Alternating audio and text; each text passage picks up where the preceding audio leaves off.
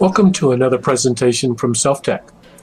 I will be interviewing an author that found a lot of important things take place in a little coffee shop in Connecticut called Espresso Neat. The author is Nicole Zasowski, and her book is From Lost to Found. If you have listened to other SelfTech presentations, you may already be familiar with Nicole. We did a four-part presentation on forgiveness, where she and I discussed this often misunderstood topic. During this presentation, she's going to give us a little insight into why she wrote this book and some of her journey. So I'm excited to introduce to you Nicole Zasowski. Nicole, thanks for coming on and helping us learn a little bit more about your book, a little bit more about you. I personally have really enjoyed reading your book. I think a lot of it has to do, for me, because I know you. Right. And I could hear your voice. I could hear your temperament all through this. So if anybody reads the book, they will really understand your heart. From Lost to Found. Yeah. Tell us a little bit about yourself. Tell our listeners a little bit about yourself, your career as a marriage and family therapist, and how you came to write this book, From Lost to Found. Yeah. So first of all, thank you for those kind words. That that was my hope in reading it, that people would hear my heart and also see their own story, even if our stories are really different. Um, I am a marriage and family therapist, as you know. Um, I have a private practice in Greenwich, Connecticut. I have been involved in the restoration therapy community for a little over 10 years, and have had that private practice for about 10 years. And what I didn't realize for many years is that while as a therapist, I was passionate about helping others find peace and joy outside of circumstance, I didn't realize that I was personally missing out on that same freedom that I was so passionate about helping other people find. I had no idea that the investment of my own sense of safety and identity were in all the wrong things.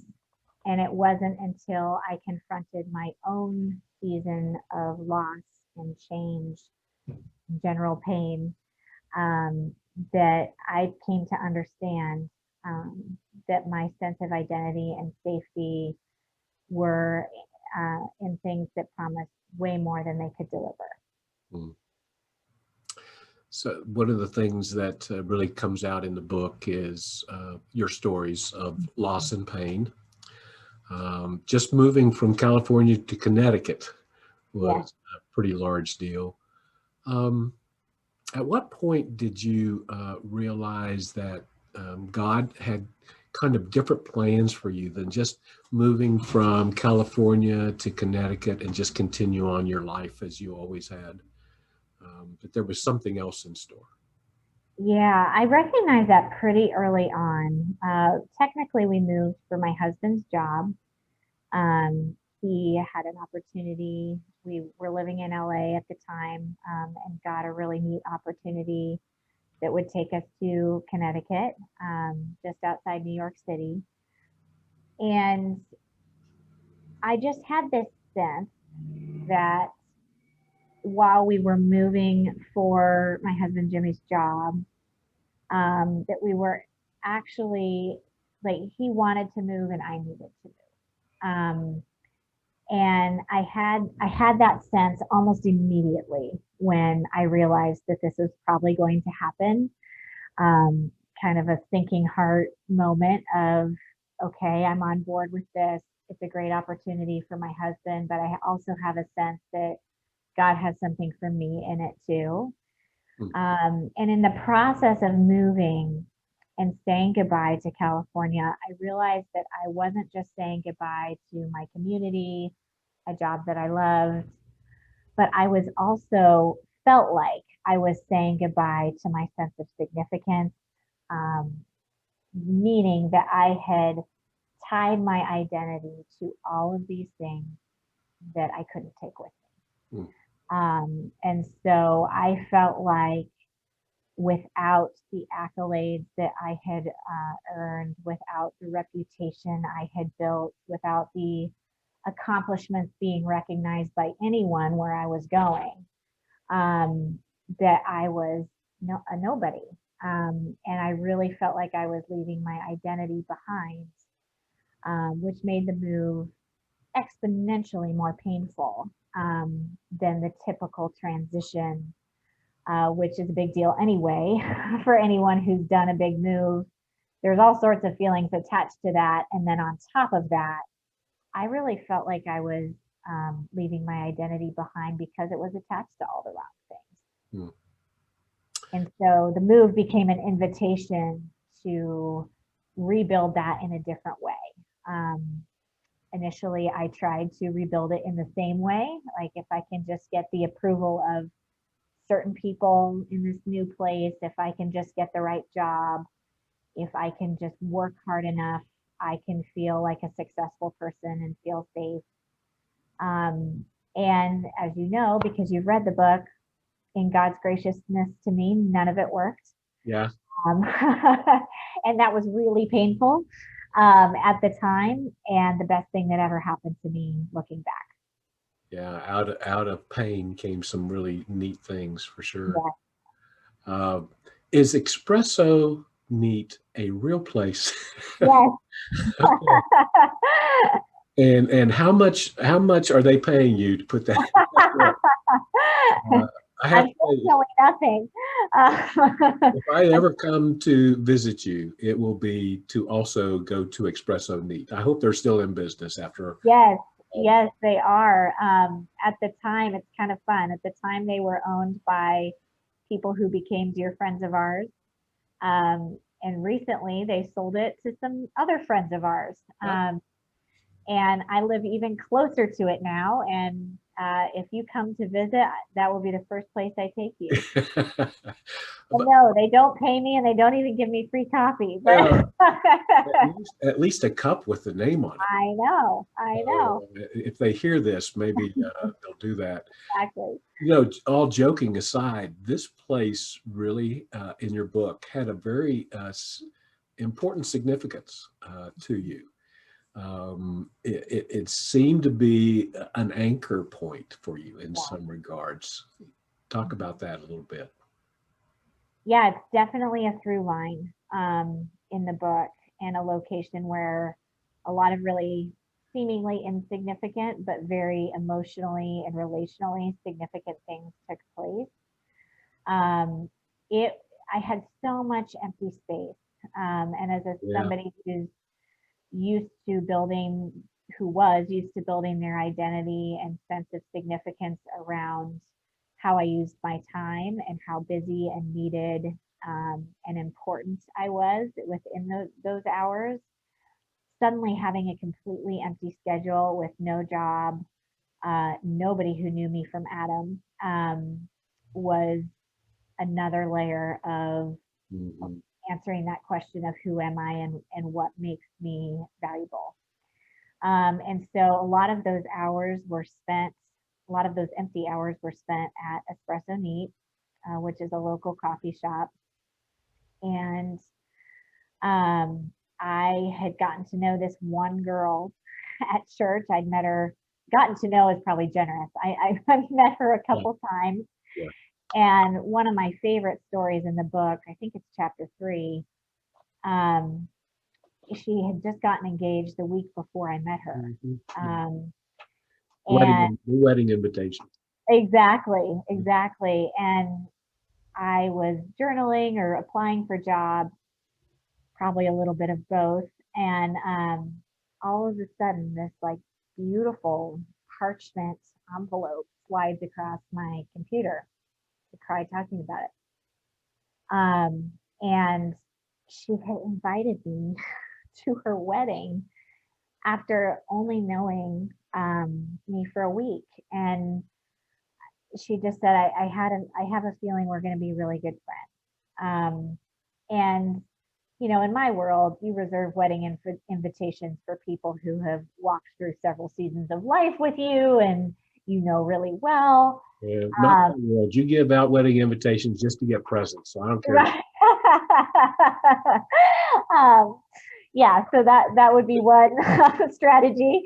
And maybe that was hers, I don't know, but it was just such a picture to me of Christ's invitation to us, that we are included before we're qualified by the world standards, and that we are invited to his table, even though the world tells us that we don't belong.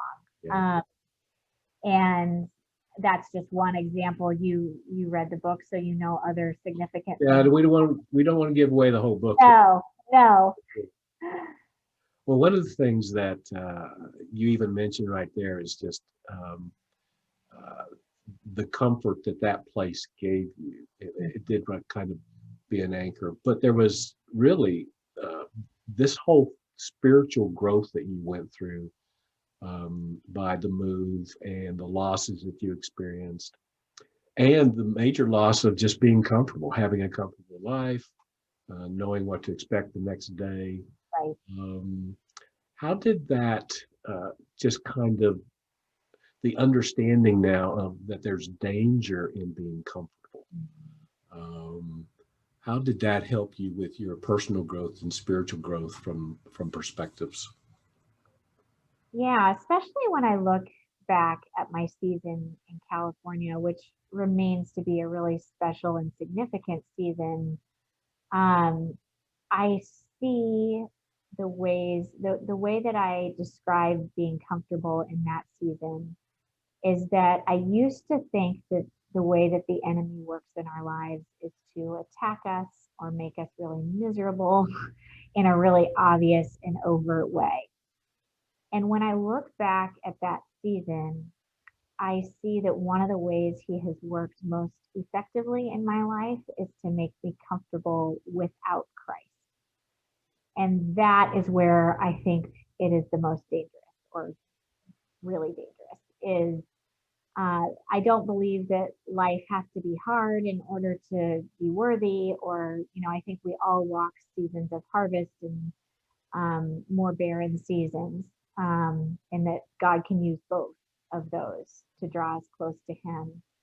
But there is something dangerous about where I was, and the best way I can describe it is that I was comfortable without Christ. My identity and sense of security were totally rooted in things that I had added to Jesus, even though I considered myself a strong Christian and had a relationship with Him. But it was I also rooted in a lot of performance, and that's one of that the yeah. so that performance, perfectionism, all of my coping starts with a P, I've realized. um, Performance, perfectionism, proving myself, pride, even. That I felt way more significant and safe in the life that I had built with my own two hands than depending on Christ. So, Uh, so what did you have to let go of in order to start this journey? the performance, perfectionism, the pride. All of that. Yes. And That's not I easy would, to do. with that, That's not easy to do, Nicole. no. Just to let go of it. And to say that I let go is a very generous summary. The way I describe it is my fingers were pried off Okay. of those things, and those entitlements were ripped from my grasp, because they stopped working for me. And that's really the gift that the move gave me, is it brought me into an environment and a season of my life where I confronted things, as you know, because you know me personally. I confronted things in my story that it didn't matter how hard I worked. I couldn't make it different. It didn't matter how good I was. I learned really quick that the gifts in my life are a result of the goodness and grace of God and not my own goodness. For the first time in my life, I learned that. And again, really painful in the moment, the biggest blessing now. sometimes people have to go through a lot of birthdays before they get that message. Yeah. You receive, and sometimes they never get it. Right. You went through a lot of loss, not on, and you share in your book pretty openly, and I really appreciate your vulnerability in the book. And I think that's one of the things that's really going to appeal to your readers as they look at this, is they really understand what you went through. Not only the matter of influence that you began to question that you had, the fact that you wanted so much to be a mother and that wasn't happening right away. Um, and so all of those losses just kind of, I could just sense in the book your emptiness. Like you said, those things that you held on to so strongly, they were pried out of your hands. They weren't working anymore. They weren't even available anymore. No. But you using the word emptiness reminds me, I learned that only empty hands are open. And they became open to receiving the better version of what I had been looking for in the person and presence of Christ. So I feel really grateful for that on the far side of that pain. Well, with that had to come a belief that there could be something better on the other end. Mm-hmm. Talk about maybe having some hope that there could be something on the other side.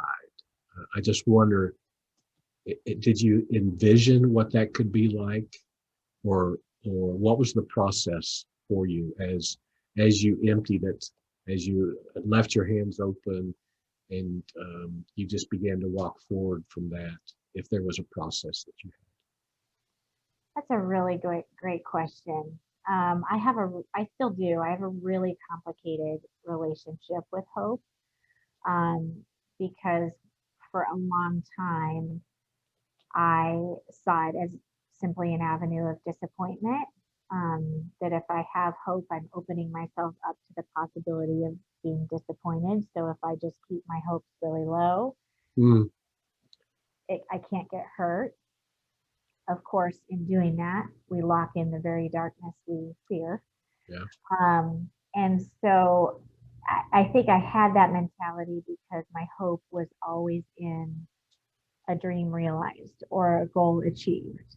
It required a certain outcome in order for that hope to be restored.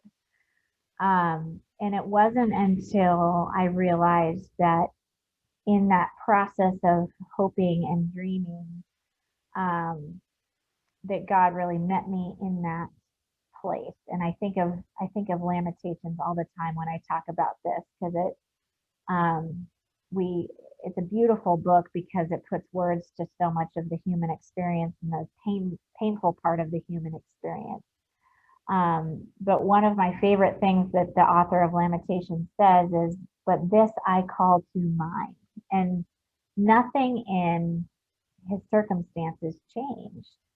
But he remembered the faithfulness of God. He felt the presence of God in the midst of his longing, and that became his hope. That we don't hope because of what we receive. We hope because of who we receive.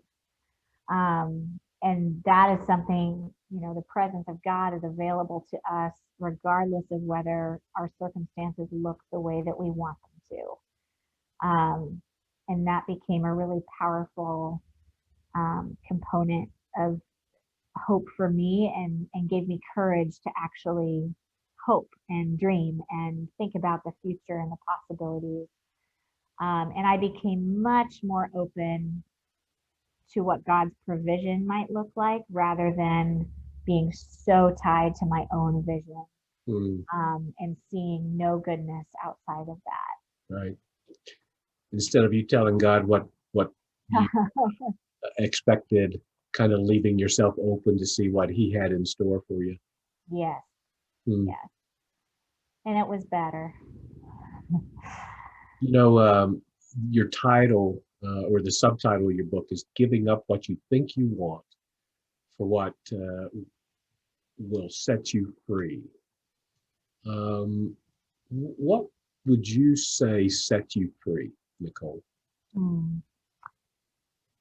I think the answer to the previous question is a great segue. I think giving up that exact picture of how God was going to work in my life, or what my own definition of goodness and success and Mm.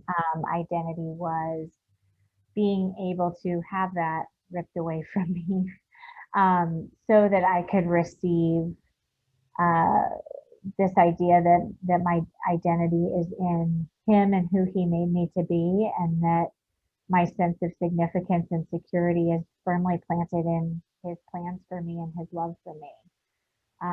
That gives me a lot more imagination as an excitement as to what that could look like. Um, and the freedom that I have found there has been so significant. Instead of my ideas about God hinging on a particular outcome or a particular scenario. One of the things that, again, impressed me with the book was how open you were about your issues with infertility and um, miscarriage, Mhm. um, and those people who are looking for direction and hope after experiencing some of these, I think are going to be really blessed by what your journey and how it affected you. Um, you are now blessed with two boys. Yeah. And I remember, as in preparation for this interview, I asked you uh, one of the very questions that I guess that comes up a lot, and that is, how come you didn't choose to include knowledge of that to your reader at the end of the book? Yeah, I get that question a lot, because I thought people I was unique, and people who follow me or are familiar with me personally obviously know that I have two young boys.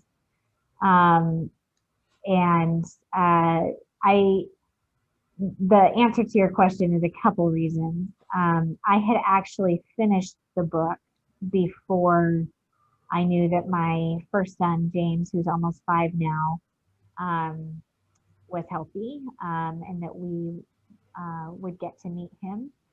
Um, and so I had completed the book, which was the logistical reason. I had an opportunity to add him into the story. And it was just so important to me that I didn't confuse the message that our hope is ultimately in the giver of these gifts and not the gift itself. mm, Even the most wonderful gifts that are not wrong to long for, like a child or healing, whether that's physical healing or relational healing, all of those things are beautiful gifts and things that we all long for. But even the best gifts in life cannot capture the glory of the giver. Um, and I didn't want to confuse that message. So there will be a book two coming out next year, and we can celebrate the boys and whoever else comes along in that one. okay. What is the next book going to be focusing on, Nicole? It is going to be focused on the courage to celebrate. Courage to Celebrate. Mhm. Neat. Yeah. Okay, so people who want to connect with you online, um, and where can they pick up a copy of this from Lost to Found? So anywhere books are sold, wherever you like to buy books, you should be able to find a copy. If it's a local bookstore, they can order it for you if they don't have it. Certainly on Amazon. And you can connect with me on my website. I know I have a doozy of a last name, so I'll spell it. I will put that at the very tag of this. Okay. I will put it out for our listeners. Perfect. So it's NicoleZasowski.com is my website. I'm also at Nicole Zasowski on Instagram, if you want to connect with me there as well. Thanks again, Nicole. Thanks for writing the book. No, It thanks was for great. reading it and for having me. This was fun. Yeah. Thank you.